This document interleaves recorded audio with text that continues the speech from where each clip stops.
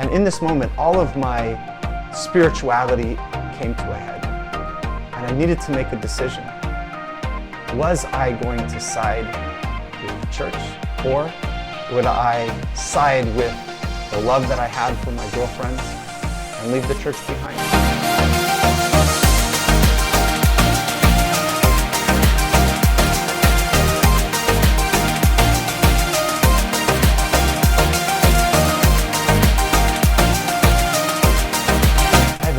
Welcome to this new YouTube channel called Jesus.as.soul. My name is Shimon Klinger. I'm so happy that you decided to join and watch. This YouTube channel is going to be dedicated towards revealing the secrets that are in the Gospel of John. Hidden within the topical stories of Jesus are deep and hidden spiritual secrets, and this channel is dedicated towards bringing those to you, bringing them to the world. Before we get into that though, I thought it was important that I share with you my story so you understand how I came across these and who I am. So let's begin. So my spiritual story begins at birth. So I was born into a family where my mom was a very serious practicing Christian. She went to church every week, read her Bible every day.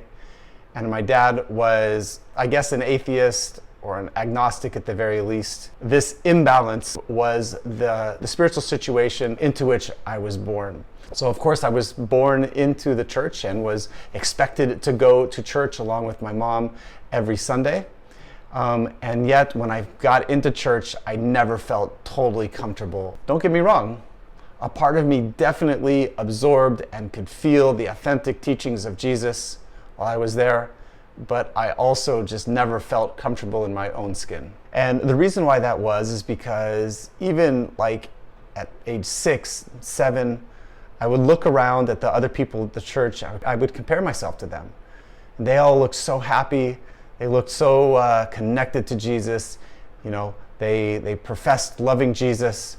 But inwardly, I couldn't feel that same connection.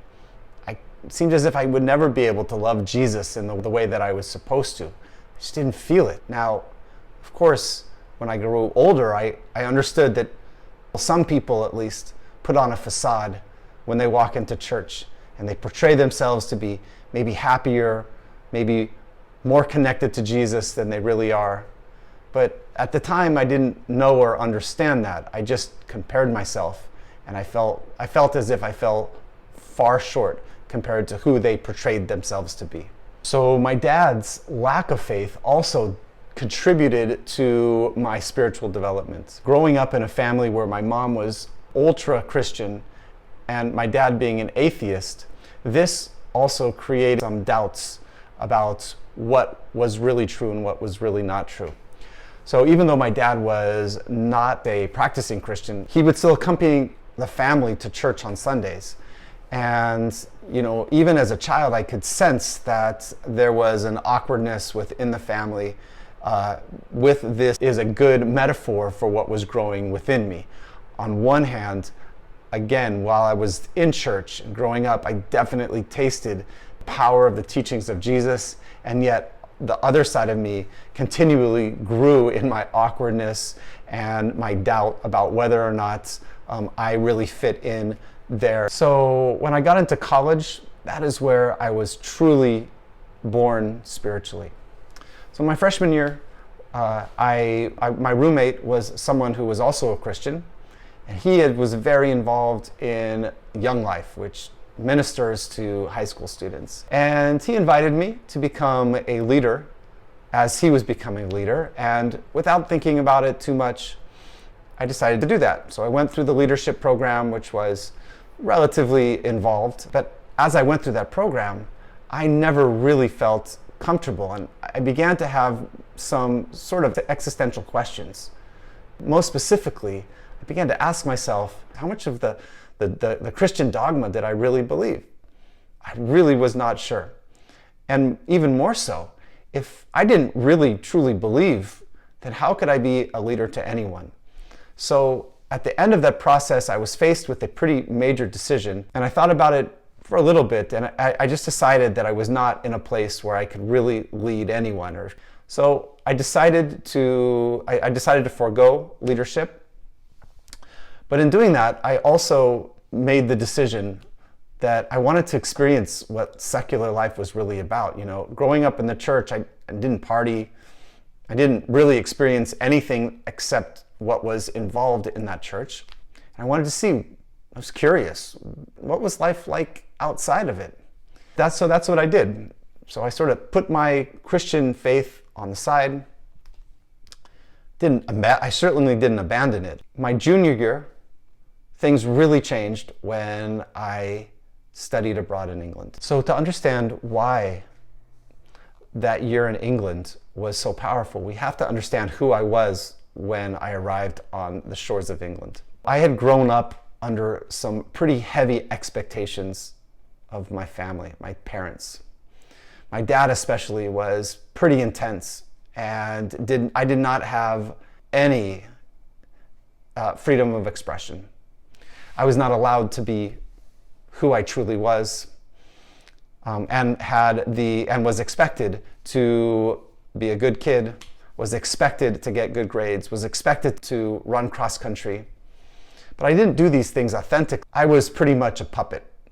I pretty much was dictated by everyone outside of me, and I did not have any real connection to who I was or to any sort of true, authentic part of me. I simply reacted to the situation and to others around me and lived up to the expectations.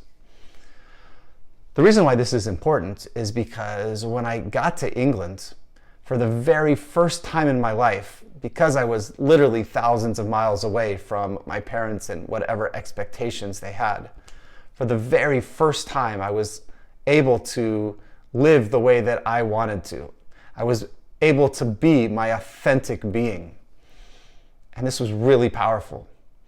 And, you know, maybe I acted out a little bit. I certainly drank a little bit, certainly smoked weed a little bit, but that wasn't really very serious. But what was more serious was that for the very, very first time ever in my life, I really had the freedom to be who I really was. And this was a very powerful experience for me. And when I was there, for the very first time, I fell in love. I fell in love with someone who was not a Christian. I fell in love with a Jewish girl. And this proved to be the catalyst of what would forever change my spiritual path. So at this point in my life, spiritually, I had still put all of my Christianity aside, but had never really investigated for myself what I truly believed. I definitely considered myself a Christian. I just was not a practicing Christian.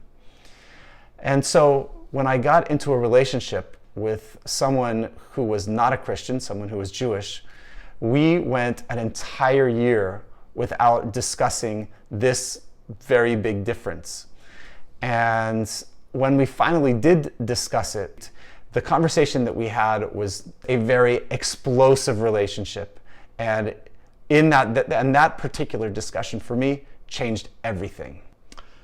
So in that conversation, for the first time after a year, we approached this very sensitive subject of religion. And everything crescendoed when she looked at me deep in the eyes and she asked me, "Do you think I'm going to hell?" You see, because at that time, I had never really sorted out what I believed and what I did not believe.